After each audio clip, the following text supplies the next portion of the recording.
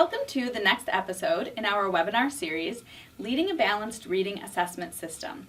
I'm Laura Adams, Literacy Consultant at the Wisconsin Department of Public Instruction. And I'm Barb Novak, Literacy Consultant at the Wisconsin Department of Public Instruction. This episode is literacy assessment that is culturally responsive.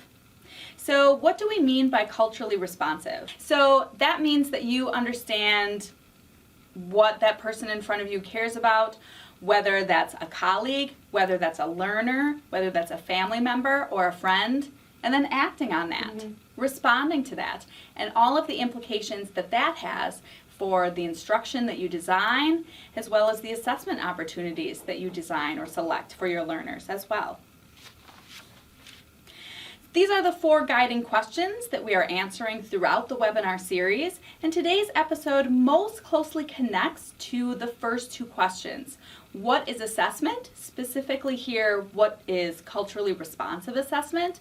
And what do we measure? And are we really measuring what we intend to measure? Because if we're not really understanding our learners, there may be cultural elements that get in the way so that we end up not measuring what we're intending to measure, maybe measuring cultural deficits or background knowledge of our students that we may not be aware of. So the objectives for today's webinar are to consider the extent to which your balanced assessment system serves all students. We're going to do that first by examining how we serve all students through cultural practices that are relevant, and then by taking a look at some tools for building an assessment system that serves all students. We want to remind you of a previous webinar that we've already recorded where you reflected on your balanced assessment system and you went through the process of identifying the assessments that you have in your system or that you are considering or that you are designing. And that webinar or the information that you collected there will probably also be helpful for you when you're thinking about your assessments through a culturally responsive lens. You kind of have that list of assessments that you give, and as you're thinking about culturally responsive practices, you can refer back to that list to see how the things we're talking about in this webinar really apply to your assessments. So let's dive right in by thinking about serving all students through cultural practices that are relevant. One of the things that was really difficult about preparing this webinar was that we don't believe, the DPI, the Wisconsin RTI Center, we don't believe that culturally responsive practices are just something that you do. That it's not a list of strategies that if you just implement them, you're magically culturally responsive. Culturally responsive practices, pedagogy is really something that's a lot deeper and more personal than that. We'll talk later in the webinar about will, fill, and skill.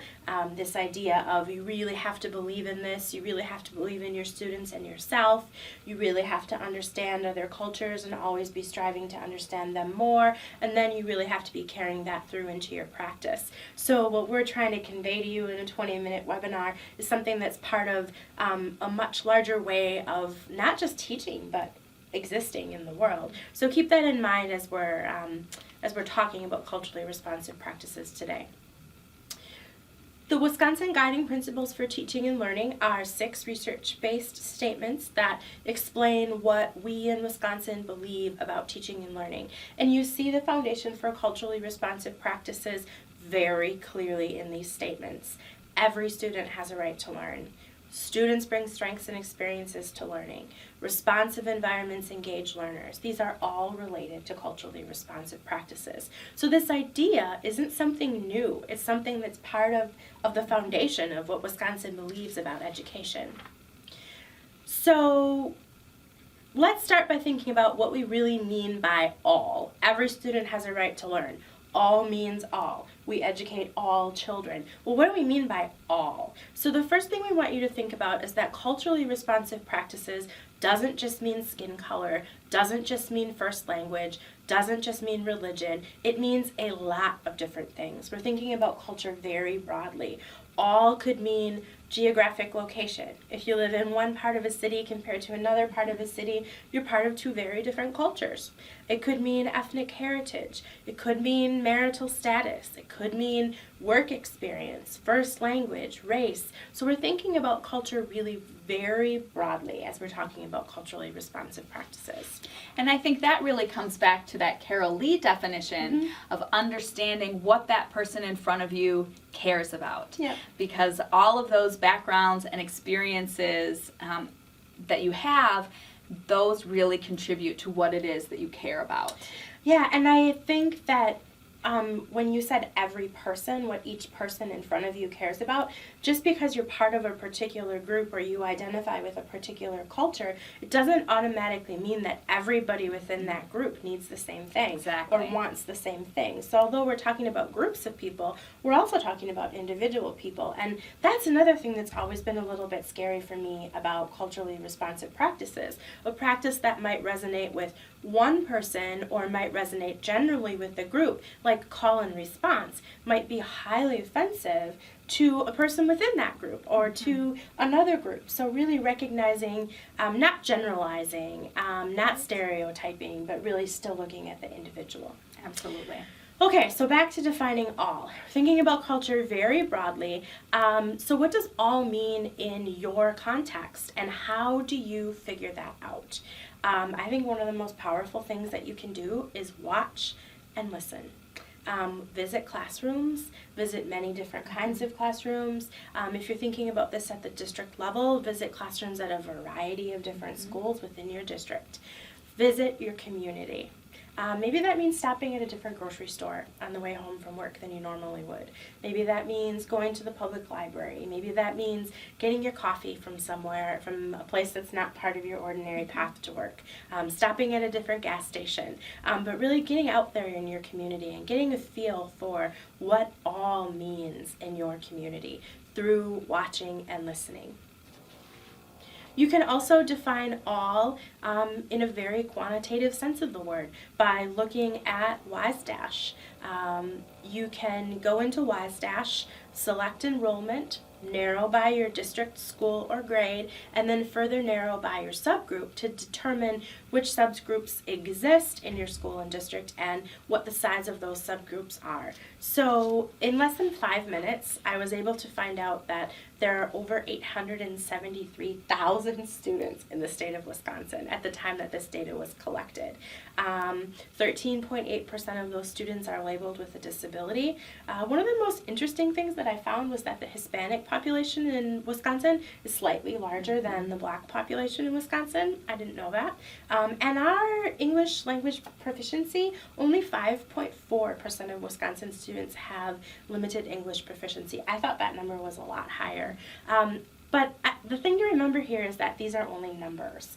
You really have to pair this numeric investigation with that process of watching and listening to understand what all means in your district. So we haven't even really talked about assessment at all yet. We're still just focusing on thinking about who your students are that you serve.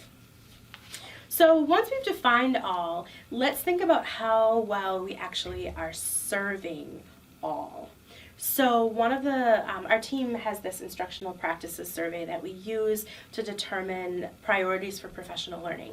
So one of the questions that we asked more than 1,400 classroom teachers was, what do you need to deliver or implement a standards-based curriculum that is culturally responsive?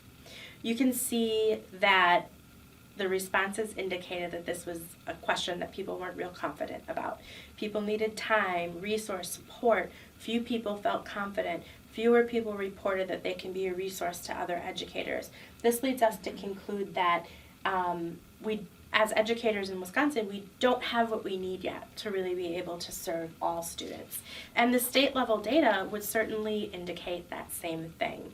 Again, I used WSDASH to just pull up this quick graph to show the reading achievement for students with disabilities and their non-disabled peers. So when we look at whether or not we're meeting students' academic needs, whether or not we're serving students academically, this data would certainly indicate that we have lots of room for improvement. Wisconsin has the largest largest racial achievement gap for Black males in the nation. And our state superintendent has been very serious about confronting really an embarrassing achievement gap. And to that end, State Superintendent Evers formed the Promoting Excellence for All Task Force. He convened a group of educators working in schools who have been closing the racial achievement gap in their schools. And that group of expert educators put their heads together and identified strategies for effective instruction, student-teacher relationships, family and community engagement, and school instructional leadership. And the department captured those educators talking about this work on short video clips that are included on the Promoting Excellence for All website. So we do encourage you to take a look at that for some strategies for better meeting the needs of all students. So earlier I said that this idea of culturally responsive practices isn't something new. It's woven into the fabric of Wisconsin's guiding principles for teaching and learning. It's also at the core of Wisconsin's vision for response to intervention and multi-level system of support. You see culturally responsive practices right in the middle of that model. Collaboration, balanced assessment, and high-quality instruction form a multi-level system of support, but those all have to be related to culturally responsive practices. And I think that's one of the reasons this has come to our attention so much recently, is that people have been spending a lot of time strengthening their universal instruction, improving their structures for collaboration, thinking about balanced assessment, and now they're in the process of refining that by really thinking about the culturally responsive practices. And the fact that that culturally responsive practices core touches all of those areas really means that you need to think about how are you being responsive in your collaboration practices? How are you being responsive in your instructional practices, as well as how are you being responsive in your assessment practices? And you know, I have to say that this model makes me really proud to work in Wisconsin. Most other states use a traditional triangle model with Tier 1, Tier 2, Tier 3, and while that's really powerful and really important, this model says so much about what we believe in Wisconsin, what we believe about teachers, what we believe about students. So I think it's really significant that that's at the core of our model. So Laura started off by telling us that being culturally responsive relates to understanding what the person in front of you needs and responding to that. When we're building a multi-level system of support that's culturally responsive, we're taking that ability to respond to the person in front of you and we're making it systematic. We're ensuring that all teachers that work in that system have that skill and have the supports that they need to be able to respond to the culture that each individual student brings. And that culture can be a lot of different things: race, economic status, disability status, ethnicity, language, migrant status. But we need to be systematic about a school's ability to respond to those different cultures.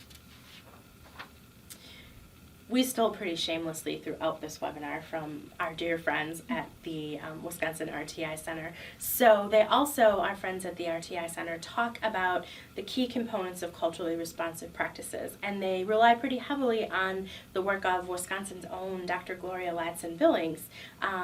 Teachers who are culturally responsive in their practice know each student and draw on that student's strengths and experiences to help that student learn. That teachers who are culturally responsive in their practices create a bridge between the student's home life and the student's school life. Those teachers are definitely meeting state, probably exceeding state and national curriculum requirements, but they're doing it in a way that really honors who the student is, what the student is, and what strengths the student brings to school. So next we're going to turn our attention to tools for building an assessment system that serves all students. How do we make this happen? There are 3 tools that we're going to talk briefly about today: courageous conversations, a model for cultural competence, and a strategy referred to as validate, affirm, build, and bridge, sometimes called VAB. So having courageous conversations is one tool that you can employ in order to be more responsive. And what it means to have a courageous conversation, these are really the norms for having a courageous conversation. And the first norm is to stay engaged. And so that means that you're willing to take on the work, you're willing to have this conversation about whether or not you're being culturally responsive in your instructional practices, your assessment practices, and then staying engaged in that conversation no matter what. Speaking your truth, being honest about your own understandings, your own beliefs, your own knowledge or lack of knowledge. Experiencing discomfort, realizing that having these conversations are difficult and they make us uncomfortable, and to go ahead and honor that and to know that it's okay to feel some level of discomfort. And then to expect and accept non-closure. As we talked about before, culturally responsive practices are not just a series of steps that you can check off and then say, yes, I'm being culturally responsive. It's not quite that easy. This is not an issue that's fixable. So this is something where we need to expect and accept some non-closure. It's a work in progress. Yeah. So as you're looking at your culturally responsive practices overall, your standards, your instruction, and your assessment, really going into it knowing that you're going to have a lot of really difficult conversations, and that these are some norms that you can use to work your way through those conversations. And these are norms that you can have for any kind of difficult conversation. It doesn't just have to be about culturally responsive practices. Any kind of courageous conversation.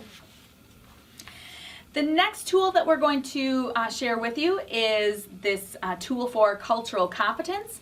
And as Barb said earlier, it really needs to begin with the educator, him or herself, and really spending some time to better educate him or herself. And this tool for cultural competence, again, comes to us from our partners at the Wisconsin RTI Center. And they have a series of trainings where you can delve more into this. Really built around this model. And it's really, so this model is really, as you can see, divided into three components. The will, or desire to lead, fill, gaining cultural knowledge, and skill, applying that knowledge. And so will is where it starts. And if we take a closer look at each one of these in turn, will is just really beginning with that desire to want to understand more about culturally responsive practices and what that means and what that looks like and what that feels like. The power to make a reasoned choice, having control over one's own actions. Fill, the learning that you do as an individual or as a school to know and understand your students. And so part of this process might again be visiting that different grocery store, just paying attention to the community in which you live or work, and understanding what those students in front of you care about. Yeah, what does that all really mean? And that third step, or that third component, is skill. Really requiring specific action and bringing your vision into reality. And there's no one list of specific strategies that you would be putting into action, because it's really dependent upon your own unique context. And a lot of it isn't even action. A lot of it's dispositions and habits and the conversations that you have with students and colleagues, almost more a way of being or a way of approaching life than necessarily specific steps that you take in the classroom. And I think so often it really just means knowing yourself. So the next strategy, or the next tool that we want to very briefly share with you, is one that Dr. Shiroki Holly often refers to. Validate, affirm, build, and bridge, and you can see what the details of those four components are here on this screen. So validating just really accepting that whatever your students' experiences are with, in this case, literacy, that those are good, those are okay. And then affirming, making those positive, building, making connections between the home culture and academic culture. Bridging, giving opportunities for situational appropriateness, allowing your learners to really use the acceptable literacy practices, to put those into practice in this case, a school setting. And this is really, when we start to think about what this means in relationship to an assessment system, we really want to think about our balanced assessment system as a whole. And where do we give students opportunities to demonstrate their knowledge and their understandings in ways that both validate and affirm their own literacy practices and beliefs? Where do we provide assessment opportunities that build and bridge those literacy practices and beliefs to mainstream academic practices and beliefs? And where we may be bridging is to support our students having success in traditional summative assessments. In an earlier episode, we went through what the required summative assessments are in the state of Wisconsin. And at a local level, those assessments are pretty non-negotiable, but the rest of your balanced assessment system is incredibly negotiable. So how are you going to use the rest of that system to validate students' knowledge outside of school, to bridge between students' school knowledge and community knowledge and home knowledge? I think one of the things that happens with students from underserved populations is that they might be incredibly literate in their home.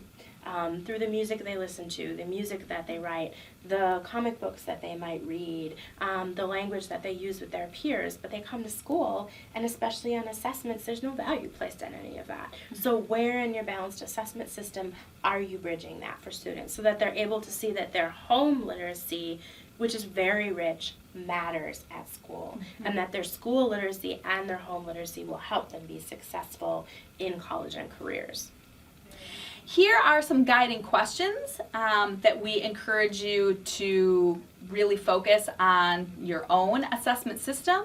And these have been taken right from the item specifications for the Smarter Balanced assessment system, which of course we are referring to as the Badger exam here in Wisconsin. So just take a moment to take a look at these guiding questions and think about them in relationship to your own reading assessment system. To what extent does your assessment system allow all students to demonstrate what they know? Notice here that what we're getting at here is trying to identify potential barriers within your assessment system. Does the assessment system privilege certain groups over other groups? And that really leads us to question, are you measuring what you're intending to measure? Or are you measuring some unintended items such as background knowledge? For more information about universal design for learning, we have some links and some resources that are posted right here next to this particular webinar. And if you're not familiar with universal design for learning, it's really, again, considering what kind of opportunities are you giving students to demonstrate what they know, understand, and can do. And are you providing multiple means of representation for your students? Are you providing multiple means for action and expression? Are you providing multiple means for engagement? And again, if we're really paying attention to what it is that person in front of us cares about, then we're really going to be able to design instruction and assessment that's engaging and motivating for the learners in front of us. So in this episode, we've talked about what it really means to serve all students through cultural practices that are relevant, recognizing that assessment is a part of that, but not all of that. And we've also given you some tools for looking at your assessment system to see how well that system does serve all students. We always want to remind you that this is not just about meeting and exceeding standards through instruction and assessment. That this is not just about this game called school, this place called school where students spend their time. It's about creating young people who can read and write and use language, but also creating young people who want to read and write and use language. And I think when we're talking about culturally responsive practices, we start to get to that whole idea of reading and writing language as both windows and mirrors, Yeah. as a way to understand yourself, but also as a way to understand the world around you. And then we start to think about college and career readiness. And one of the things that all young people are going to have to do is interact with people who aren't the same as them. Maybe that's people that have a different skin color. Maybe that's people that speak a different language, different religion, different economic level, different dietary habits. But we're going to all have to be able to interact with lots of different kinds of people from lots of different kinds of cultures. And that's a college and career readiness skill that all young learners are going to need. So thank you for tuning in today, and hopefully some of the things that we said struck some passion in you to go out and do work around this. I do, before we close, just want to thank again our friends at the Wisconsin RTI Center who responded to our emails and took phone calls from us and coached us through how to most efficiently use language. This is a topic that I think we both really like to talk about. So give us a call or an email to share your ideas and your successes anytime. Thanks so much. Thank you.